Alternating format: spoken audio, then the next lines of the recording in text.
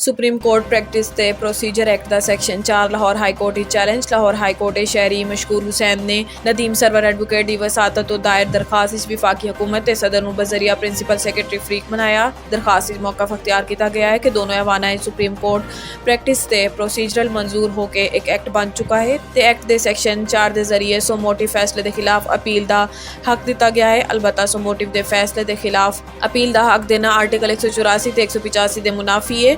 दरखास्त किया गया है कि अपील का हक सिर्फ आर्टिकल 184 ते 185 की तरमीम दे ही दिता जा सकता है। दरखास्त गुजार ने इस्तदा की है कि अदालत सुप्रीम कोर्ट प्रैक्टिस ते प्रोसीजर एक्ट दे सिलेक्शन 4 नूं कलअदम करार देंदे हुए दरखास्त के हतमी फैसले तक सैक्शन 4 के अमल दरामद रोके। अमरीकी रुकन कांग्रेस का इमरान खान की हिमायत एंटोनी ब्लिंकन नूं खत। अमरीकन रुकन कांग्रेस ब्रेड शेरमैन पाकिस्तान तहरीक इंसाफ के चेयरमैन इमरान खान की हिमायत अमरीकी वजीर खारजा एंटोनी ब्लिंकन नूं खत लिख दिता। ब्रेड शेरमैन ने खत लिखा है कि अमरीकी मुफाद जाए कि पाकिस्तान इंसानी हकूक नूं सपोर्ट किया जाए। खत के मतन किया गया है कि पाकिस्तान की पॉलिसी जमहूरीयत इंसानी हकूक ते कानून के एहतराम के मुतलिक अमरीकी तरजीहात का मजहर होया। अमरीकी रुकन कांग्रेस ने खत किया है कि मुबैना खिलाफ वर्जियों की तहकीकात जिम्मेदारां नूं इंसाफ के कटहरे लाया जाए। खत ब्रेड शेरमैन ने शहबाज गिल ते मुबैना तशद्दुद अली अमीन गंडापुर की गिरफ्तारी ते तशवीश का इजहार किया। रुकन कांग्रेस ब्रेड शेरमैन ने खत मजीद लिखा है कि वजीर दाखिला राना सनाउल्लाह ने कहा है कि इमरान खान नूं सियासी अरीना तो खत्म कर दिता जाए।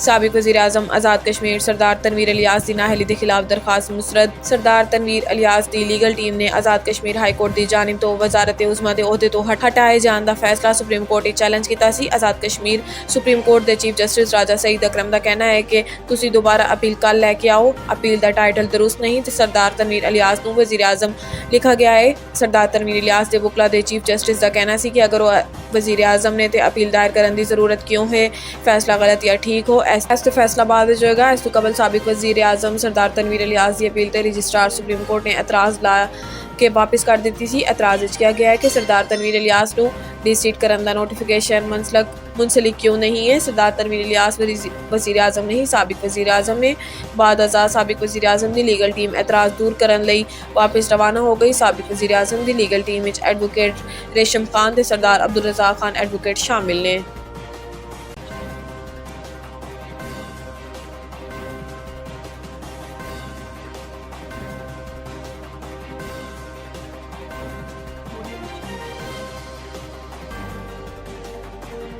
नवाज शरीफ उमरे की अदायगी लिए लंदन तो सऊदीया पहुंच गए। सऊदी अरब पहुंचने तो बाद नवाज शरीफ किंग अब्दुल अजीज एयरपोर्ट तो होटल ਲਈ रवाना होए। वाजह है कि नवाज शरीफ रमजान का आखिरी अशरा अपने खानदान के अफराद के नाल सऊदी अरब विच गुजारनगे तो उमरे की सआदत भी हासिल करनगे। लाहौर तो मरियम नवाज पहले ही जद्दा पहुंच चुकी है। जराए के मुताबिक दौरा सऊदी अरब विच नवाज शरीफ ते मरियम नवाज शाही खानदान के खसूसी मेहमान होंगे।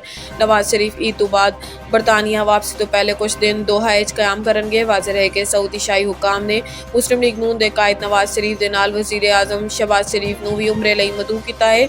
जराए का कहना है कि वज़ीर आज़म शहबाज शरीफ का फैमिली पहले तो ही जद्दा मौजूद है, जबकि वज़ीर आज़म नूं 26 रमजान सऊदी अरब पहुंचने का इम्कान है। साबिक वज़ीर आज़म नवाज शरीफ नवंबर 2019 तो लंदन जेरे इलाज ने।